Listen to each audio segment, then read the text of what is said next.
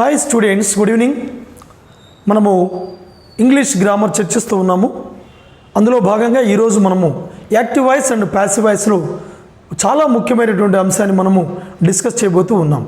అదేంటంటే ఒకవేళ యాక్టివ్ వాయిస్లో ప్రశ్నలు ఇచ్చి ప్యాసివ్ వాయిస్లోకి మార్చమంటే ఎలా మార్చాలి?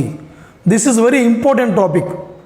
వాట్, హూ, విచ్ ఇలాంటి ఇంటరాగేటివ్ ప్రొనౌన్స్ని యాక్టివ్ వాయిస్లో వాడినప్పుడు సబ్జెక్ట్ స్థానంలో కానీ ఓకే ఈ మరి ఏదైనా ఇతర ప్రదేశాల్లో వాక్యంలో వీటిని వాడితే ఎలా మనము ఈ వాక్యాలను ఈ ప్రశ్నలను ప్యాసివ్ వాయిస్లోకి మార్చాలో డిస్కస్ చేద్దాం.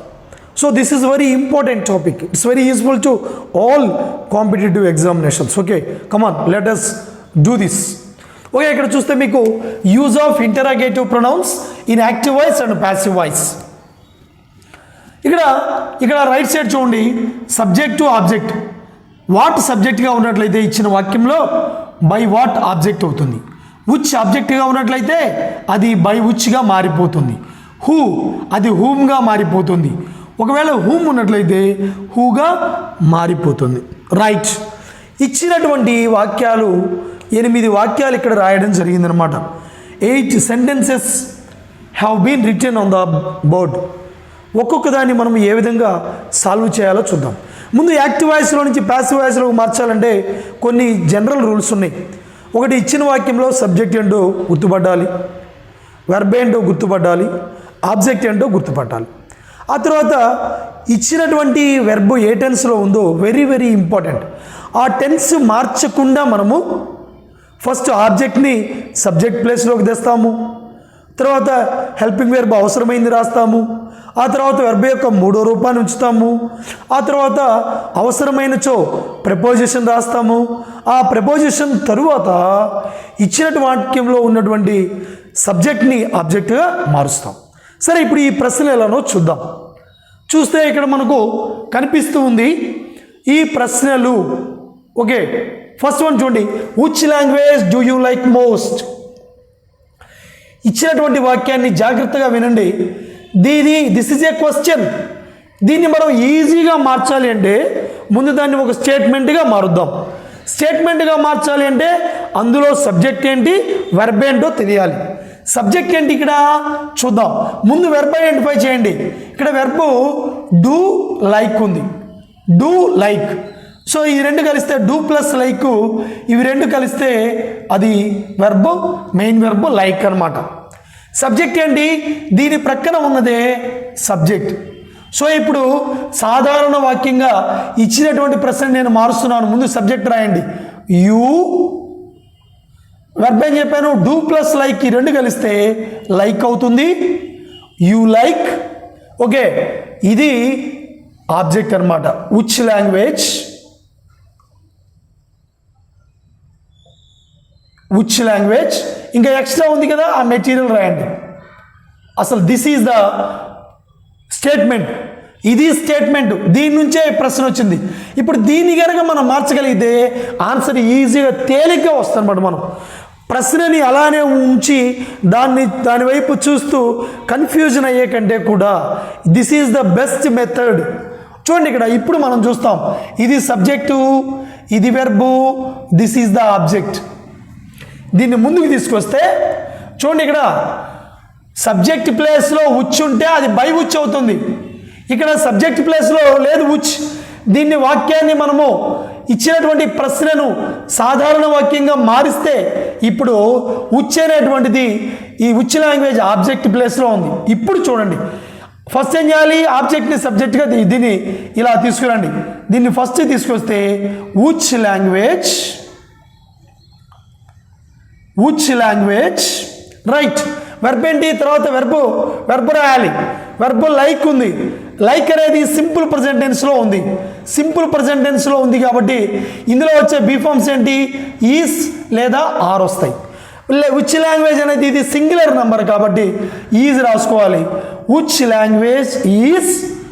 నౌ వెర్బ్ యొక్క 3వ రూపం రాయండి.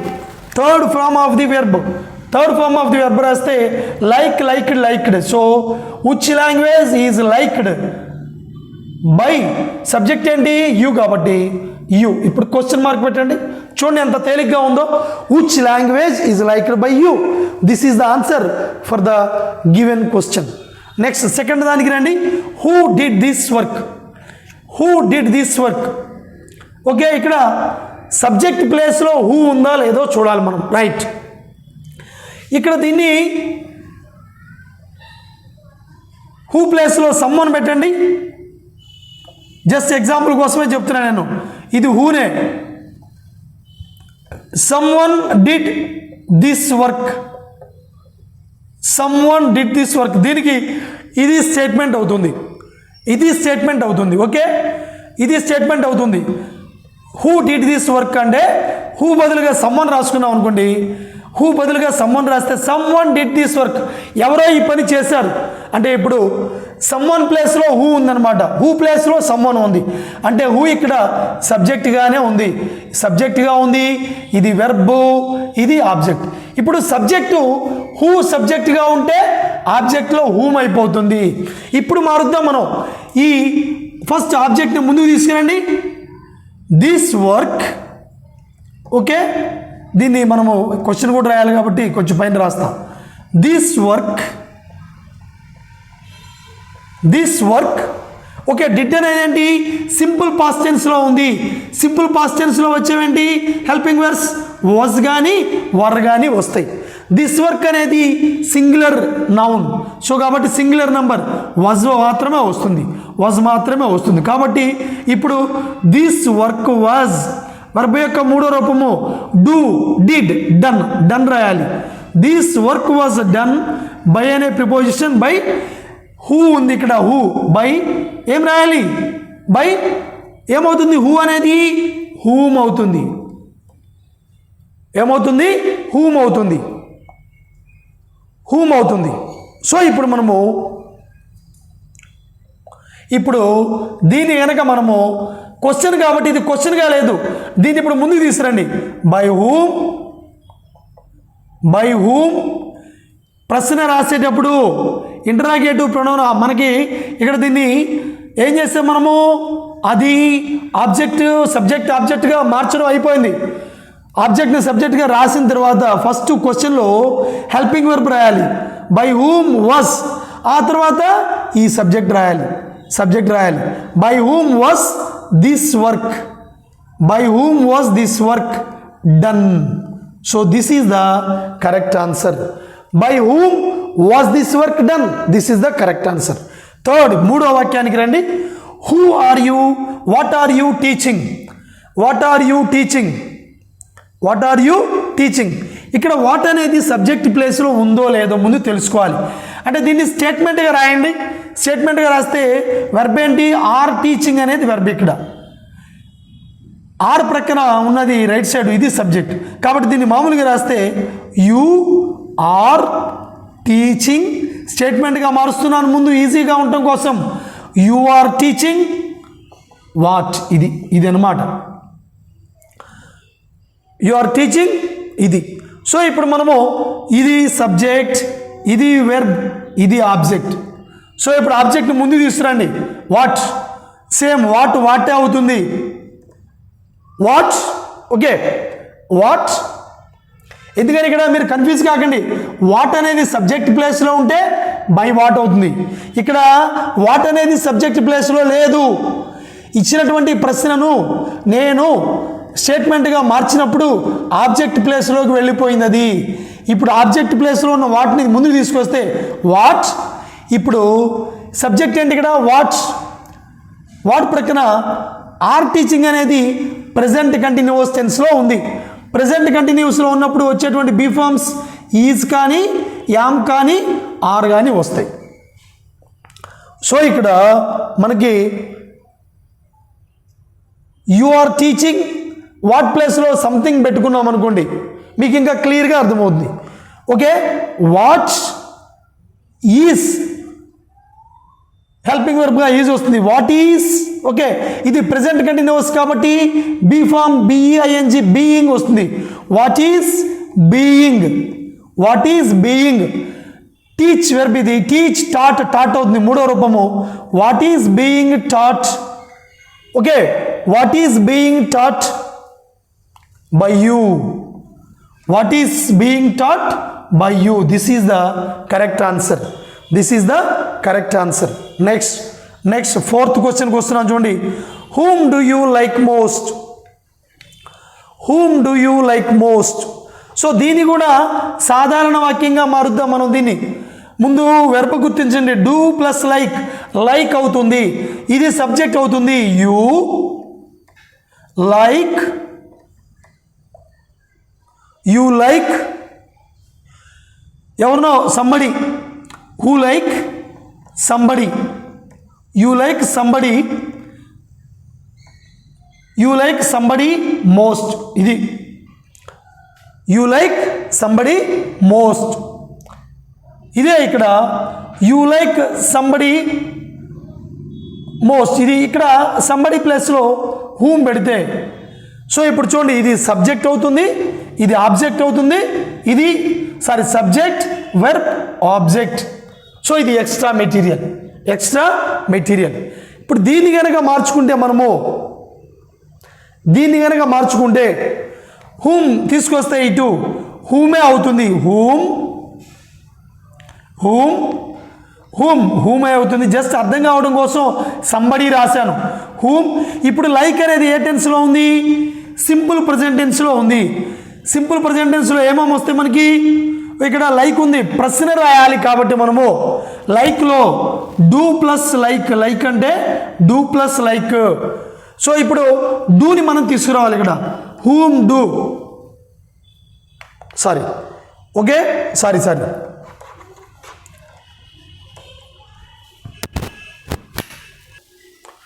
ఓకే. ఇప్పుడు ఇక్కడ హూమ్ దీన్ని ముందు తీసుకొస్తే హూ అవుతుంది, హూ.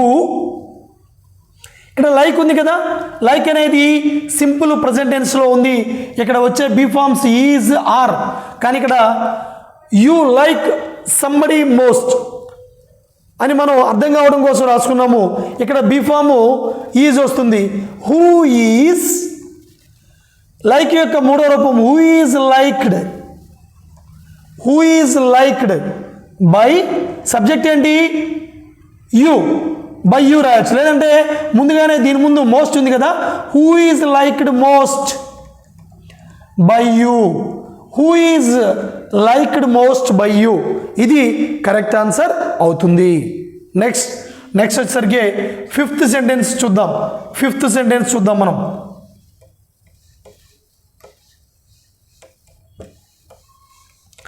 చూడండి ఫిఫ్త్ సెంటెన్స్ చూద్దాం మనము. Fifth one, who has taught you French. ఇక్కడ మనం దీన్ని జనరల్ స్టేట్మెంట్గా మార్చుకుందాం. ముందు వెర్బ్ గుర్తించండి, హ్యాజ్ టాట్ అనేది వెర్బ్, సబ్జెక్ట్ అండి, దీని ప్రక్కన వచ్చేది క్వశ్చన్లో వెర్బ్. So you, okay. ఇక్కడ మనం దీన్ని ఇప్పుడు మనం ఏం చెప్తున్నామంటే హూ అనేది సబ్జెక్ట్ ప్లేస్లో ఉందా లేదా. ముందు ఏం చేస్తారంటే మీరు హూ ప్లేస్లో సమ్వన్ లేదా సంబడి రాయండి, సంబడి జస్ట్ అనుకుందాం, అదే who. Somebody has taught you French, somebody has taught you French, అదే హూ. ఇక్కడ మనము ఇప్పుడు హూ సబ్జెక్ట్ ప్లేస్లోనే ఉంది, సబ్జెక్ట్ ప్లేస్లో ఉంది, హూ సబ్జెక్ట్ ప్లేస్లో ఉంది కాబట్టి అది ఏమవుతుంది, హూమ్ అవుతుంది. బయటికి అటువైపు వెళ్ళేసరికే హూమ్ అవుతుంది ఆబ్జెక్ట్ ప్లేస్లో. ఇప్పుడు సబ్జెక్ట్ ఇది, హ్యాజ్ టాట్ అనేది వెర్బు, వెర్బు, అలానే యూ ఫ్రెంచ్. ఇక్కడ డబుల్ ఆబ్జెక్ట్స్ ఉన్నాయి, యూ అనేది ఆబ్జెక్టే, ఫ్రెంచ్ అనేది ఆబ్జెక్టే. ఫ్రెంచ్ అనేది లాంగ్వేజ్. సో దీన్ని మనం ఆబ్జెక్ట్గా తీసుకొని రాయొచ్చు, దీన్ని తీసుకొని రాయొచ్చు. చూడండి ఫ్రెంచ్ని ఆబ్జెక్ట్గా తీసుకొని రాస్తున్నాను, దీన్ని ముందుకు రాసుకోండి. French has taught present perfect టెన్స్లో ఉంది, టెన్స్ ఏం మారకూడదు, హ్యాజ్ అవుతుంది. ఫ్రెంచ్ హ్యాజ్, బీ ఫామ్ ఏమొస్తుంది, బీన్, ఫ్రెంచ్ హ్యాజ్ బీన్, మూడో రూపము taught, French has been taught. Who ఏమవుతుందమ్మా, బై హూమ్ అవుతుంది, హూ ఏమవుతుంది, హూమ్ అవుతుంది. French has been taught by whom. ఇప్పుడు మనం ప్రశ్న రాయాలి ఆన్సర్గా, దీన్ని ముందు తీసుకురండి. బై హూమ్ బై హూమ్, వెంటనే హెల్పింగ్ వర్బ్ రాయండి, బై హూమ్ హ్యాస్, తర్వాత ఇది రాసేయండి French, by whom has French been taught. This is the answer. Okay, good. Next, what is he teaching you? Very, very important and difficult question this one. What is he teaching? ఇక్కడ subject, verb, object is teaching. దీన్ని జనరల్గా కనుక మారిస్తే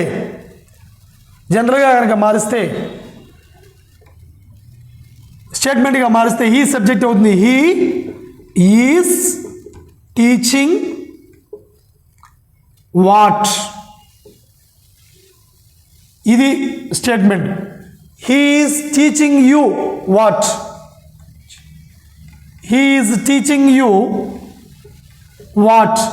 ఈ what ప్లేస్లో మీరు something పెట్టుకుంటే బాగా అర్థమవుతుంది, కన్ఫ్యూజన్ లేకుండా. Okay, he is teaching you something. ఓ, ఇది అసలు స్టేట్మెంట్. ఇప్పుడు మనము దీన్ని కనుక మారిస్తే ఏమవుతుంది? మనం దేన్ని సబ్జెక్ట్గా తీసుకున్నాం ఇక్కడ. ఓకే, ఇక్కడ మనం మారిస్తే సంథింగ్ అనేది మనము ఇక్కడ, ఓకే, సబ్జెక్ట్, వెర్బ్, ఆబ్జెక్ట్, ఇది సంథింగ్ అనేది. సో వాట్ ఏమవుతుందంటే దాన్ని అలానే తీసుకురండి. వాట్ కానీ వాట్ ఈజీ అవుతుంది. ఇక్కడ ప్రజెంట్ కంటిన్యూస్ టెన్స్లో ఉంది కాబట్టి బీ ఫామ్ బీయింగ్ వస్తుంది.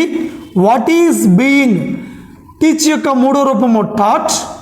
What is being taught by, subject ఏంటి? హీ కదా, బై హిమ్. ఇక్కడ టు చేర్చి యూ రాయాలి. Okay, what is being taught by him to you, అతను నీకు ఏమి బోధిస్తూ ఉన్నాడు. What is being taught by him to you, this is the answer. Next, what caused this loss. What caused this loss. Okay, ఇక్కడ సబ్జెక్ట్గా what ఉందో లేదో చూడాలి అంటే దీన్ని మీరు సంథింగ్ పెట్టండి. వాట్ ప్లేస్లో సంథింగ్ కాజ్డ్ దిస్ లాస్. ఇప్పుడు చూడండి, వాట్ ప్లేస్లో సంథింగ్ పెట్టారు అంటే సబ్జెక్ట్గా ఉంది వాట్, కాజ్డ్ అనేది వెర్బ్, దిస్ లాస్ అనేది ఆబ్జెక్ట్. కాజ్డ్ అనేది సింపుల్ పాస్ట్ టెన్స్లో ఉంది. ఆబ్జెక్ట్ని ముందుకు తీసుకురండి. This loss, okay, caused, did plus cause. Okay, did plus cause, ఇది కాజ్డ్ అంటే డిడ్ ప్లస్ కాజ్ అనమాట. కాజ్డ్ అనే వర్బ్ని ఇలా ఒకటి తీసుకోవచ్చు మనం. This loss, okay, right. ఇక్కడ మనం ఏం చేయాలి? దిస్ లాస్ కాజ్డ్కి ఇప్పుడు సింపుల్ పాస్ట్ టెన్స్లో వచ్చేటువంటి హెల్పింగ్ వెర్బ్స్ వాజ్ కానీ వర్ కానీ వస్తాయి. దిస్ లాస్ అనేది సింగులర్ కాబట్టి మనము ఏం చేయాలి? వాజ్ తెచ్చుకోవాలి. దిస్ లాస్ వాజ్ కాజ్డ్ మూడో రూపం కూడా అదే. This loss was caused by ఇక్కడ వాట్ ఉంది కదా, వాట్ రాయండి. బై వాట్, ఇందా చెప్పా వాట్ సబ్జెక్ట్ ప్లేస్లో ఉంది కాబట్టి బై వాట్ అవుతుంది. ఇప్పుడు క్వశ్చన్గా మళ్ళీ మార్చుకోవాలి. బై వాట్ ముందు తీసుకొస్తే బై వాట్, వెంటనే ఏం రాయాలి? హెల్పింగ్ వెర్బ్ రాయాలి. బై వాట్ వాజ్, తర్వాత ఇది రాయాలి. By what was this loss caused. By what was this loss caused, that is the answer. Next last question చూడండి, 8th question. Which student took you home. Very important question, different question ఇది. Which student took you home. ఇక్కడ మీరు verb identify చేయండి. Took, subject ఏంటి? You. దీన్ని general స్టేట్మెంట్గా